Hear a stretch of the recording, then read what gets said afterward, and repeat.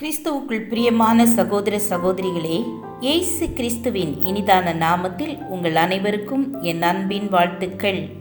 இன்றைய தினம் உங்களுக்காக கொடுக்கப்பட்ட வேத வசனம் பிலிப்பியர் 2ஆம் அதிகாரம் 4ஆம் வசனம். அவனவன் தனக்கானவைகளை அல்ல, பிறருக்கானவைகளையும் நோக்குவானாக. ஒரு நாள் ஞானி ஒருவர் தம் சீடர்களுடன் நகரத்தின் தெருக்கள் வழியாக நடந்து கொண்டிருந்தார். அவர் சிறந்த ஞானி, எனவே மக்கள் அவரை மிகவும் மதித்தனர். அவர் சீடர்கள் அவரை தொடர்ந்து சென்றனர். ஒரு பணக்கார பெண்மணியின் வீட்டருகே அவர்கள் நடந்தனர். அப்போது ஒரு சிறிய பெண் குழந்தை அந்த வீட்டிலிருந்து வெளியே வந்தது. குழந்தைகள் மேல் மிகுந்த அன்புடையவர் ஞானி. அவர் குழந்தையை அன்புடன் நோக்கினார்.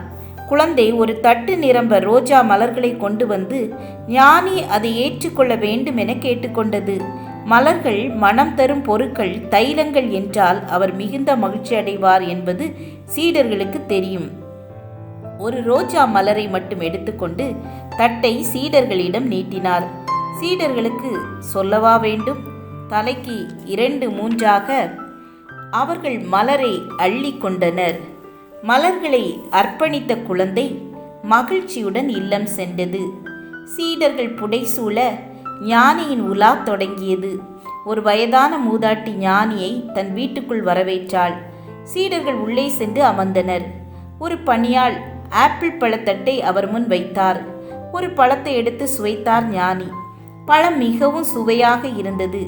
அவைகளை எடுத்து தன் சீடர்களுக்கு வழங்கினார்.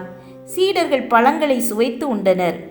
ஞானியை தொடர்ந்து செல்வதால் அவர்களுக்கு அவ்வப்போது நல்ல சுவையான பொருட்கள் கிடைத்து வந்தன.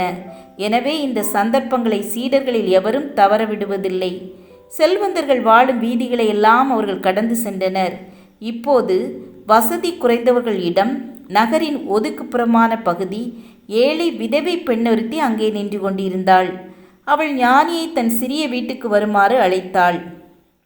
அவளது அழைப்பை மகிழ்ச்சியுடன் ஏற்றுக்கொண்டார். அவரும் சீடர்களும் உள்ளே சென்று அமர்ந்தனர். ஐயனே, நீங்கள் இதை சாப்பிட வேண்டும் என்று கூறி ஒரு தட்டை நீட்டினாள்.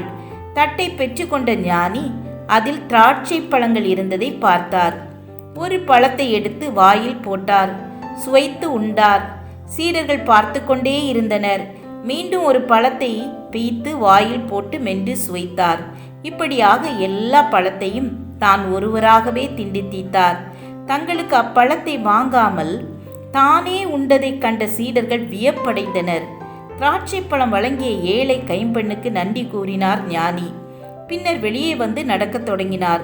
சீடர்கள் அவரோடு நடந்தனர். சீடர்கள் முகத்தில் மாற்றம் ஏற்பட்டிருந்தது. இதுவரை எல்லா பொருட்களையும் உணவையும் பகிர்ந்து கொண்ட குரு திராட்சை பழங்களை மட்டும் தன்னந்தனியாய் தானே உண்டது ஏன்? எல்லாருடைய உள்ளத்திலும் இக்கேள்வி எழுந்து நின்றது. சீடர் ஒருவர் வாய் திறந்து இக்கேள்வியை கேட்டே விட்டார். நீங்கள் ஏன் தனியாக சாப்பிட்டீர்கள்? எங்களுக்கு ஒரு பழம் கூட தரவில்லையே, ஏன்? அந்த திராட்சை பழம் புளிப்பாய் இருந்தது. எனவே நான் ஒருவனாக அவற்றை தின்றேன் என்றார் குரு. உங்களுடைய சுகத்திலும் துக்கத்திலும் நீங்கள் பங்கு கொள்ள விரும்புவது உண்மையாக இருக்கலாம். ஆனால் இதில் ஓர் ஏழை கைம்பெண் இடையே இருக்கிறாள்.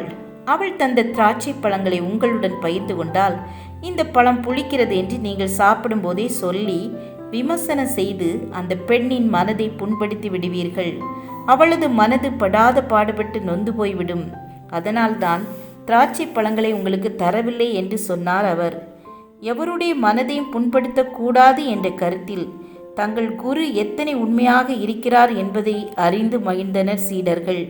ஆம், என கண்பானவர்களே, நீங்கள் கேட்ட கதை பகுதியில் எவருடைய மனதையும் புண்படுத்தக்கூடாது என்பதாக குறிப்பிடப்பட்டுள்ளது. நாமும் பிறர் மனதை நோகடிக்காமல் நன்மை செய்வோம். கிறிஸ்துவின் பிள்ளைகளாய் அவர் காட்டிய அன்பு நெறியில் நடப்போம். ஜெபம் செய்வோம். கிருபையும் இரக்கம் நிறைந்த கர்த்தாவே, இந்த புதிய நாளுக்காக உம்மை மனதார ஸ்தோத்தரிக்கிறோம். நாங்களும் பிறரை காயப்படுத்தாமல் பிறருக்கு நன்மை செய்ய உதவி செய்யுங்க. இயேசுவின் நாமத்தில் பிதாவே, ஆமேன், ஆமேன். God bless you.